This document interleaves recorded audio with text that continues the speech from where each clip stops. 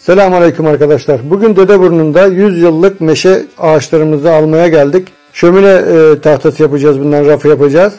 Mehmet kardeşim şimdi uzun olanları ikiye bölüyor. Meşeler dayımın oğlu Ramazan Kaya'nın yıktığı inşaattan çıkma. Bunlardan çeşitli araçlar yapacağız. Bismillah. Evet, odunları aldık. Köyden ayrıldık, hava yağıyor. Önümüz piliç gibi ıslandık. Dönüşteyiz. İnşallah hasta olmayız. Bakalım. Hasta olursak hayvanlara vurduğumuz iğneden var ya. Ha, teramisin mi vuracak? Evet. 2 gram teramisin küt. Evet, Akçaköy benzinliğini geçtik. İyice bastırdı hava. Kalaslarımızı evimizin garajına getirdik. Yığdık. Şimdi onlardan bir tanesini seçip şömine rafı yapacağım.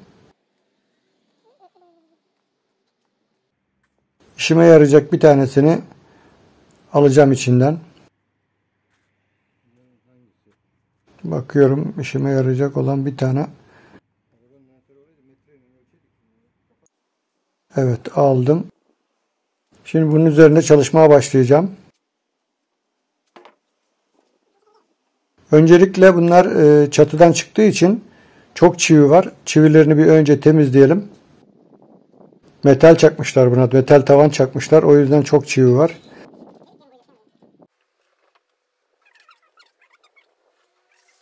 Çivileri umduğumdan daha rahat çıktı. Çünkü meşe çok sıkı olur. Kolay kolay salmaz çiviyi. Ama bunlar biraz ıslanmış. Yağmur yağdı. Nemlenince daha yumuşak olmuşlar. İşimiz de çok zor olmadı ona bakınca.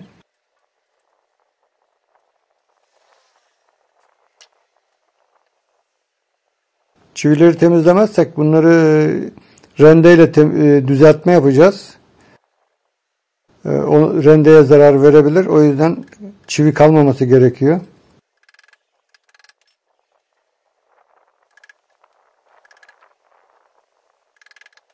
Zımparalayacağız, temizleyeceğiz. Bazıları çıkarırken kırılıyor. Onların etrafını, ağacını birazcık etrafını temizleyip tekrar kerpedenle tutabilmek için açıyorum. Onları çekiyorum.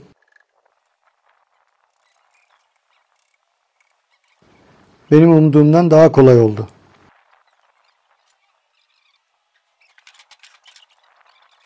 Evet, çivileri temizledik.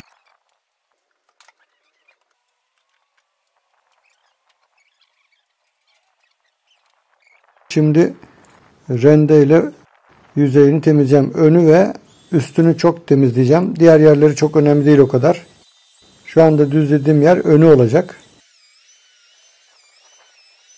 Çok aşırı da düzlemeyeceğim. Sadece pürüzlerini, temizliğini yapacağım yüzeyin. Burası da üstü olacak. Çok düzgün olmasını istemiyorum. Sadece temiz, ele ayağa takılmayacak şekilde olması benim için yeterli. O tarihi görüntüsünü, dokusunu kaybetmek istemiyorum. Ama yüzeyi ıslanmış, nemlenmiş, biraz yumuşamış, bozulmuş ağacın dış kısmı. Oraları temizleyip devam edeceğiz. Ağaçta biraz bir kısmı biraz ince, bir kısmı biraz kalın. Şimdi çürük olan yüzeylerini baltayla hafiften çentip ondan sonra da bozuk yüzeyleri yonacağım. Baltayla bir kaba temizlik yapacağım önce. Ondan sonra da zımparalayacağız.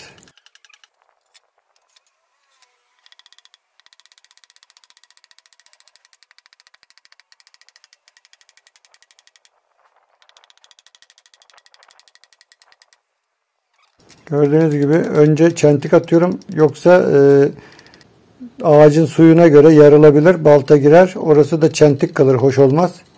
İnce ince kesikler atıp ondan sonra baltayla yüzeyini düzlüyorum.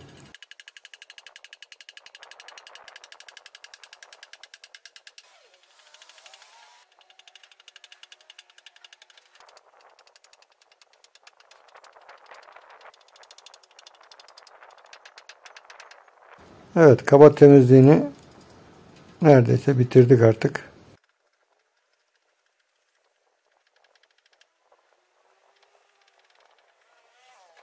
Ağacın dışındaki çürük aksamı çıkardık. İçinin sağlam kısmı kaldı.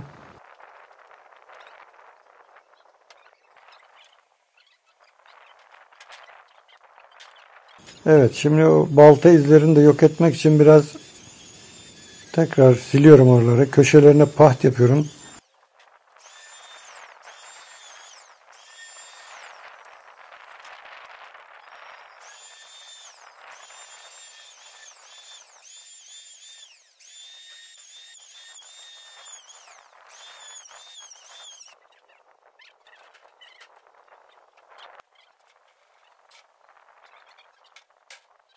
Evet, bayağı güzel oldu.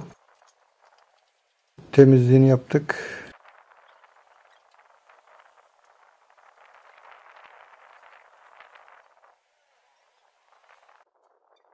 Şimdi buna bir karışım, marangoz bir arkadaşımın tavsiye ettiği zeytinyağı, sirke ve limon suyundan karışımla karıştırıp yüzeyine uygulayacağız.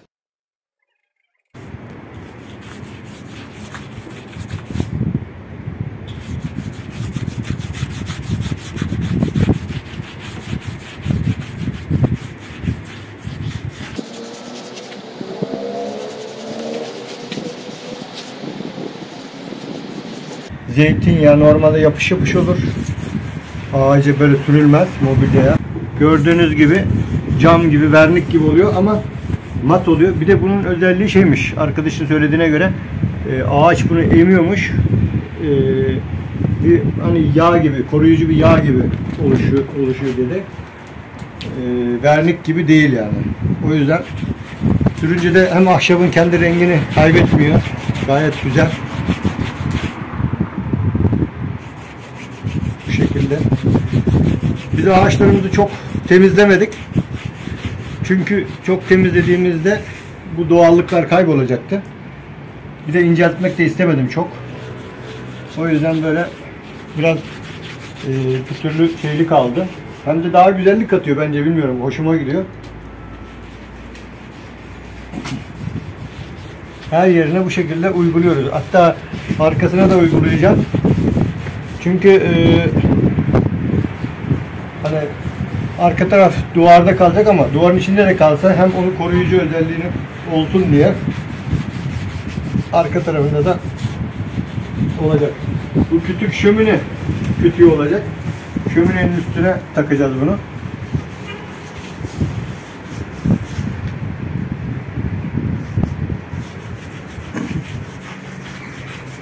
Burası üstü olacak. Bu alnı olacak.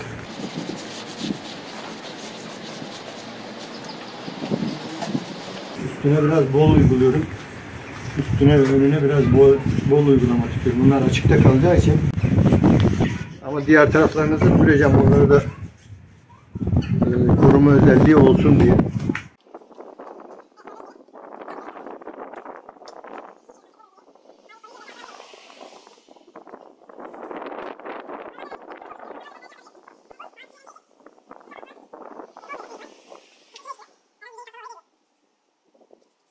Tabii vernik sürdükten sonra bunu yapmanın bir anlamı yok.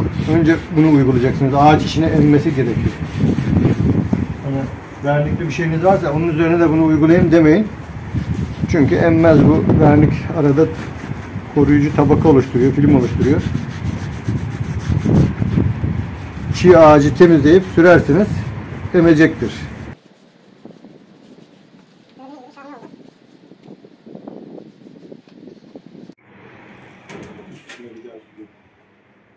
Evet, malzememiz bol, o yüzden tekrar sürüyorum. İyice içine işlesin diye. Uçlarını keseceğim. Çapraz benim köşe 90 derece köşeye konacak bu. Uçları çapraz kesileceği için biraz fazla sürüyorum ki kestiğimiz yer nereden istersek oradan kesilince kalan düzgün olsun. Sürülmemiş yer kalmasın.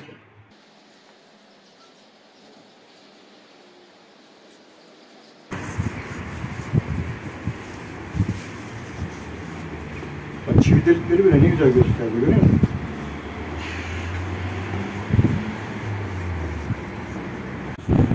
Bir marangoz arkadaşımız tavsiye etti bunu, sağ olsun. Eren kardeşime de buradan teşekkürler ediyorum. Zeytinyağını, sirkeyi ve limon suyunu öneren arkadaşım, marangoz arkadaşım. O da iyi bir ustadır. O tavsiye etti. Daha önce ben hiç kullanmamıştım. Çok güzel oldu. Kendisine teşekkür ediyorum.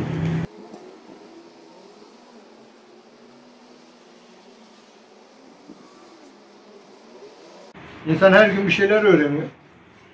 Bir şeyler yaptıkça birileriyle karşılaşıyorsunuz. Alışverişte, orada burada. Onlardan da bilgi alıyorsunuz. Sürekli bir şeyler öğreniyoruz biz de.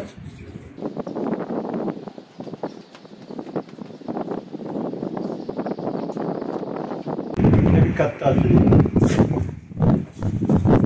Şömine rafının önü burası arkadaşlar.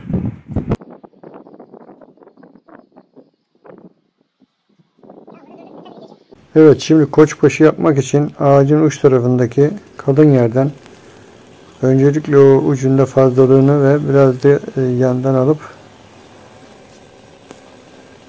düzelteceğiz.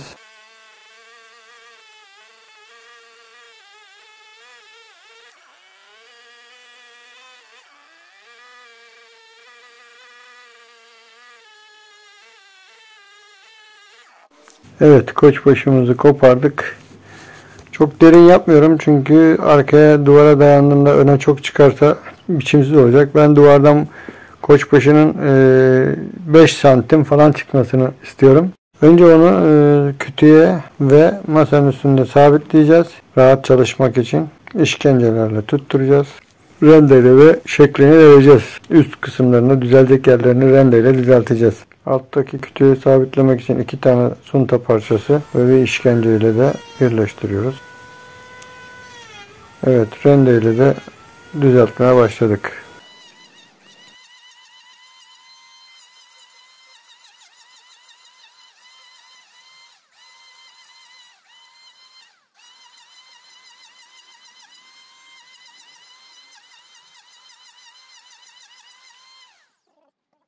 Evet, koçbaşını düzelttik.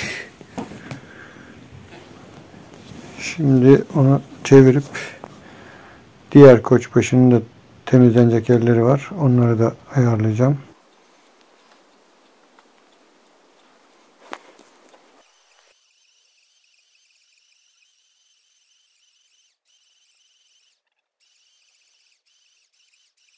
Arada bir elimle kontrol ediyorum. Düzgün mü, kaygan mı diye. Pütürlü yer kaldı mı diye. Evet, üstündeki eski yıprak kısımlarında dış yüzeyleri çok uzun süredir bozulmuş, yumuşamış, biraz gevşeklik var. Çivilerini temizlemiştim bunların. Çok sayıda çivi vardı. Metal tavan çakmışlar, o yüzden çok çiviliydi. Bunları temizledim. Ama onların da o delikleri çok güzel bir görüntü sağlıyor. Bana göre yaşlı ağaçlar daha hoş görünüyor, daha böyle sempatik görünüyor. Eski olması hasebiyle tarihi bir şey gibi. Yeni ağaç alsanız bu ışıl ışıl pırıl pırıl olsa ve bu kadar güzel görünmez. Eskimiş olması çok daha güzel gösteriyor. Bilmiyorum, ben öyle düşünüyorum.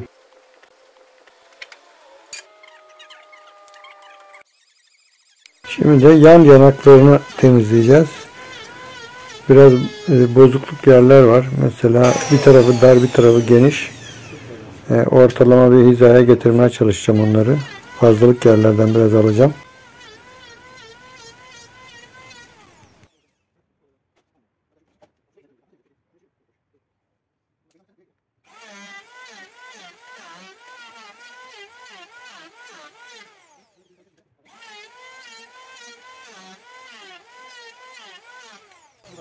Böyle görünecek o duvarda.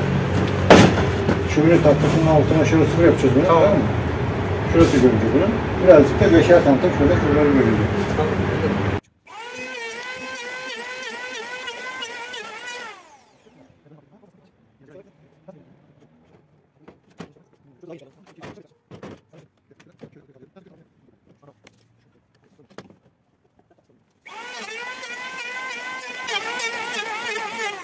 Bizim için temiz olması önemli. Şey önemli değil. Azaldı böyle. Zımparayı da aldım bunları ben Allah'ın izniyle. Güzel. Ha, çıkartıyor musun? Bir dakika. Şurasını gidirivereyim zımparayla.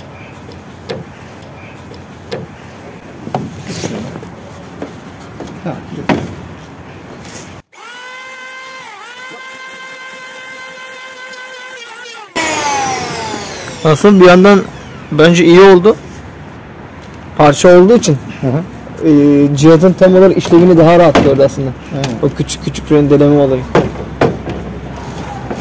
Bir dakika. Çevirecek misin?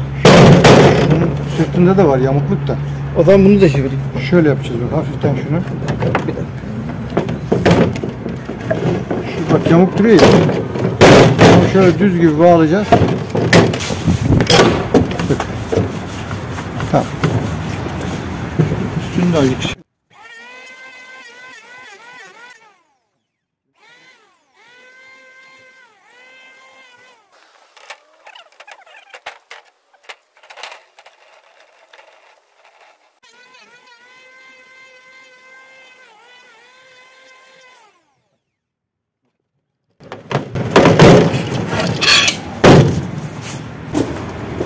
Evet, bir çay bardağı zeytinyağı. Bunlar daha büyük ebatlarda da olabilir. Sadece bir tane ölçüyü belirlemek amacıyla. Hatta zeytinyağını da şöyle bıraktırmayalım onunla. Yarım çay bardağı limon suyu süzülmüş. Sirke. Yarım bardak da sirke. Bunların hepsini karıştıracağız.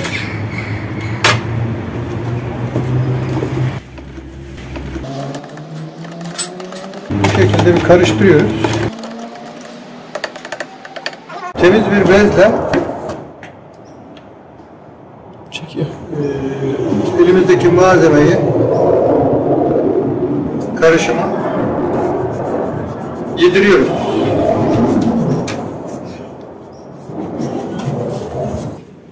Yüzeylerinin çok düzgün olmasını istemiyorum. Daha doğal görünmesi için biraz girintili çıkıntılı kalsın istedim. O yüzden çok fazla oynamadım. Ağacın doğallığı görünsün diye. Yakından daha güzel gözüküyor. Bol bol yediriyoruz bunu. Ağaç bunu içine emiyormuş arkadaşlar. Vernik gibi değil. Daha önce de anlatmıştım kütüğü yaparken. Böyle arka tarafına da sürüyorum. Oradan da nem şey almasın diye. Burası duvarın içinde kalacak. Bize lazım olan şöyle bir 5 santim kısmı görünecek. Şöminenin duvarına saplayacağız. Kütüğü de onun üzerine monte edeceğiz.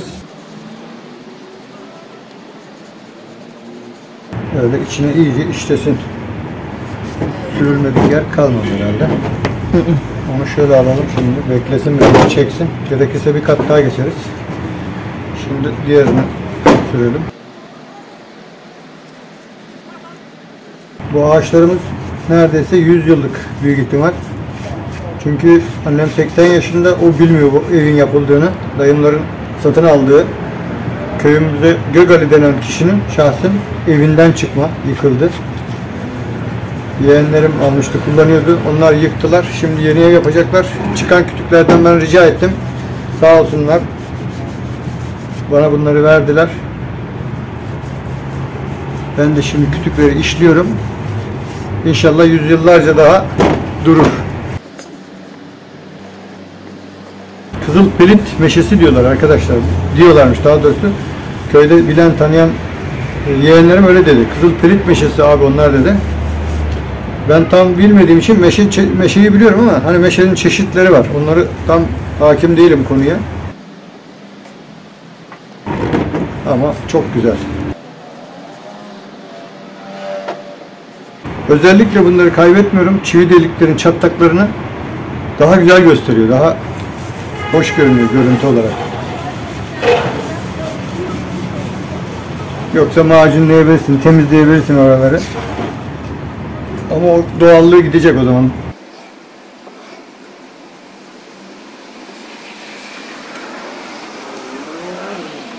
Buraları duvarın içinde kalacak. Ama olsun.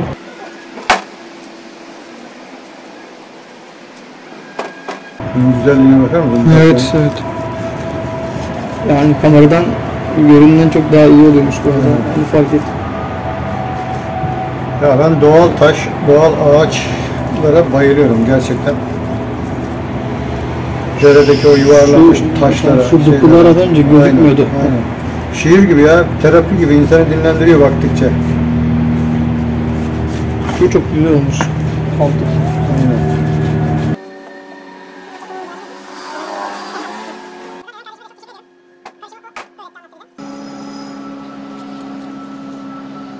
Evet, bunları şöyle alalım. Dursun. Buna bir kat daha geçeceğim. Burada karışım varken bunu ziyan etmesen. Yani tek katta bile çok güzel olmuş. Yani çok kadife gibi güzel bir şey oluşuyor. Zaten demişti Eren bana. Abi sürdüğünde güzel bir doku oluşuyor dediydi. Gerçekten doğru. Ya öğrendiğimiz gerçekten çok iyi oldu. Zamanında oldu. Mesela bu yağlar normalde Tabii Eren bunu söylemeseydi ben buna büyük ihtimal vernik atacaktım. yani büyük ihtimalle vernik olacaktı. Ya da yağlamaya kalksak mesela bunların özel yağları hem çok maliyetli, burada tasarruf etmiş oluyoruz. Aynen. Hem de bunun gibi birebir doğal olmayabiliyor, bazıları karışımlı olduğu için. İllaki kimyasal katıyorlar. Tabii tabii. Bizde kimyasal yok, tamamen doğal bitkisel ürünler. Ya öğrenmenin yaşı yok diye boşuna dememişler. Bazen çok genç arkadaşlarımızdan çok güzel bilgiler alabiliyoruz.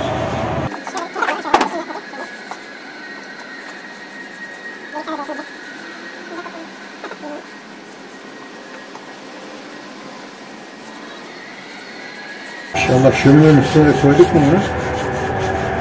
Görüntü 10 numara oldu. Yani yaparken bile insanın hoşuna gidiyor yani. Yani dokunmak bile değil mi? Tabii. Çek öyle şey yapalım. Burası 6 olacak. 3'te kalacak değil mi? Yani duvarın içinde kalacak bu. O yüzden buraları çok düzeltmedim. İncelmesin diye. Ama biz gene de yağlayalım tertemiz.